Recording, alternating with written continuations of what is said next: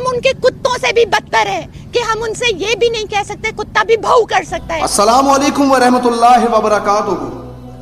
Social media کے دوستوں کے لیے آج جو میں پیغام ریکارڈ کروانا چاہتا ہوں، خاص کر میرا پیغام آج تمام پاکستانیوں کے لیے اور ہماری بہن عافیہ صدیقی کی بہن فوزیہ صدیقی کے لیے، جنہوں نے ریسنٹلی ایک پریس کانفرنس کی اسلام آباد ہائی کورٹ کے باہر، جس میں انہوں نے تمام حکمرانوں کو آواز دی کہ کیا ہم ایک کتے سے بھی بدتر ہیں، کتا بھی بہو کر دیتا ہے تو کیا ہم اس سے بھی بدتر ہیں کہ 20 سال قوم کی بیٹی کو ہو چکے ہیں کفار کی جیل میں، لیکن ہم لوگ کچھ نہ کر پائے۔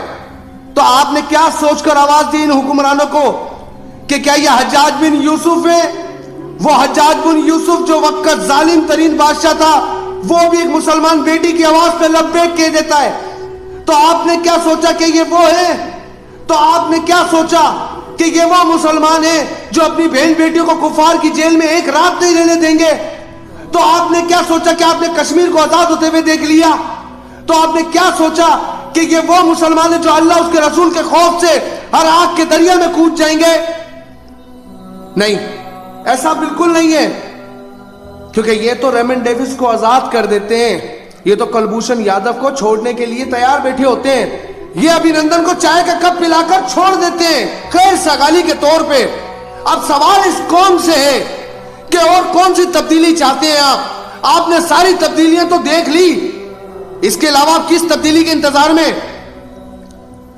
آپ نے پی پی پی کا دور بھی دیکھ لیا، آپ نے نون لیگ کا دور بھی دیکھ لیا، آپ نے اپنے آزاد ایک پولیٹیشین جو آزادی آزادی آزادی ہم غلامی نہیں چاہتے، عمران خان کا دور بھی دیکھ لیا۔ کیا ہوا 3.5 سال میں؟ کم تھے 3.5 سال کے، 1.5 سال کی حکومت تھی جو یہ تقاضا کیا جاتا کہ صرف ہمیں 1.5 سال ملے، ہمیں تو پوری گورنمنٹ نہیں ملی۔ اگر 75% حصہ آپ نے اپنی حکومت کا کر لیا تھا تو آپ نے مسلمانوں کے لیے کیا کیا؟ کچھ بھی نہیں۔ لیکن پھر اس قوم کو بے وقوف بنایا جا رہا ہے صرف اس بات سے کہ جناب ہم غلام ہیں، جناب ہم کوئی غلام ہیں۔ ہاں جی آپ غلام ہو، اس سے زیادہ تمہاری کوئی حیثیت نہیں ہے۔ میں صرف اللہ سے دعا کر سکتا ہوں کہ یا اللہ مسلمانوں کے حال پر رحم فرما، یا اللہ کوئی صلاح الدین ایوبی بھیج دے، یا اللہ کوئی نور الدین زنگی بھیج دے، یا اللہ کوئی خالد بن ولید جیسا کوئی ایک بھیج دے، یا اللہ جو مسلمانوں کے اوپر ہونے والے ظلم و زیادتی کا حساب لے سکے۔ 20 سال قوم کی بیٹی کو جیل میں رکھا گیا، کوئی بولنے والا نہیں، کوئی حکمران بولنے والا نہیں۔ آج یہ سننے کو ملتا ہے کہ پھر ہم یہ کہیں کہ کیوں بنا یہ پاکستان؟ باقی کتا بھی شاید اپنے لیے بھونک سکتا ہے، ہم اس کتے سے بھی زیادہ گر چکے ہیں کہ ان حرامزادوں کا کتا بھی مر جائے تو وہ یوں نہ پہنچ جاتے ہیں، لیکن مسلمان کی بیٹی پہ ہونے والی زیادتی کے لیے کوئی کچھ بولنے کو تیار نہیں، صرف اس لیے کہ ہم مسلمان ہیں، صرف اس لیے کہ ہم نے کلمہ پڑھا لا الہ الا اللہ محمد رسول اللہ۔ ارے مارتے بھی میرے ماؤں بہنوں کو ہیں، دہشت گرد بھی مجھے کہتے ہیں، انتشار پھیلانے والا بھی مجھے کہتے ہیں۔ میں نے کون سا گناہ کیا مجھے بتاؤ نا، میں نے کس کے ساتھ زیادتی کی مجھے بتاؤ نا۔ اگر حکمران واقعی عادل ہوتا تو شاید رعایا ایسی نہ ہوتی۔ آج حکمرانوں کو دیکھو، وہ اس میں الزام لگاتا تو چور، وہ کہتا تو چور، وہ کہتا تو چور، سالی پوری رعایا چور بن گئی، کیونکہ کوئی بولنے والا نہیں ہے، کوئی کہنے والا نہیں ہے۔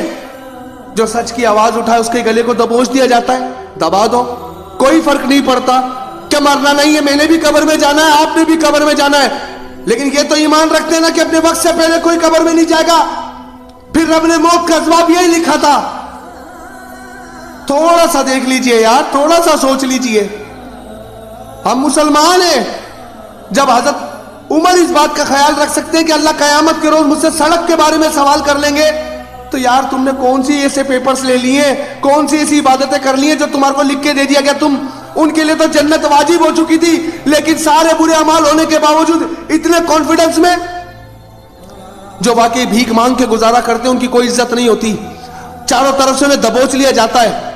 اگر آج مسلمان اپنے رب کے خوف سے سود کی لعنت سے چھٹکارا لے لیتا تو شاید آج IMF آپ کو آنکھیں نہ دکھا رہا ہوتا، شاید آپ کے اوپر یہ پابندیاں نہ ہوتی۔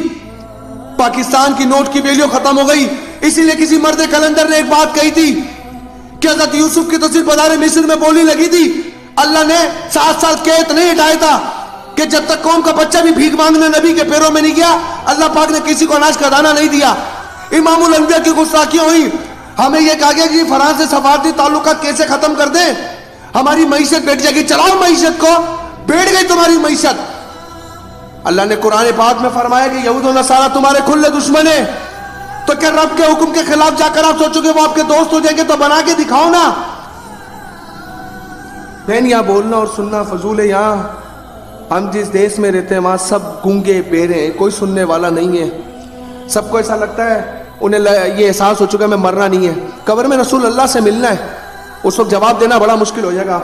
اس وقت یہ کہنا مشکل ہو جائے گا کہ ہمارے ہاتھ میں کچھ نہیں تھا, ہم ڈرائیور تھے. حضور نے کہنا اگر کچھ نہیں تھا تو اتر جانا تھا اس تخت سے تجھے.